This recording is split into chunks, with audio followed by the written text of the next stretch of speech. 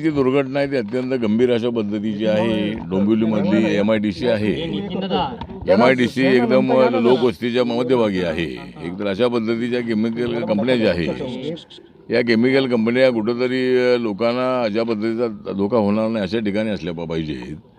काल 1:30 वाजता या कंपनीमध्ये स्फोट झाला. ही कंपनी अनेक दिवस बंद होती, पण ती 1.5 महिन्यापूर्वी काही सुरू करण्यात आली आणि जो स्फोट झालेला आहे त्यामध्ये बॉयलर असतात, ते बॉयलर जुने असतात अशा पद्धतीची लोकांची त्या तक्रार आहे.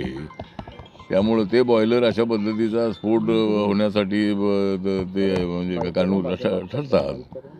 त्यामुळं सरकारकडून माननीय मुख्यमंत्री एकनाथ शिंदे साहेब इथं आले होते. त्यांनी अशा पद्धतीची इंडस्ट्रीज या लोकांना धोका होणार नाही अशा ठिकाणी हलवण्याचं त्यांनी मान्य केलेलं आहे. त्याप्रमाणे मला वाटतं या मृताच्या कुटुंबियांनाही त्यांनी मदत जाहीर केलेली आहे. पण अशा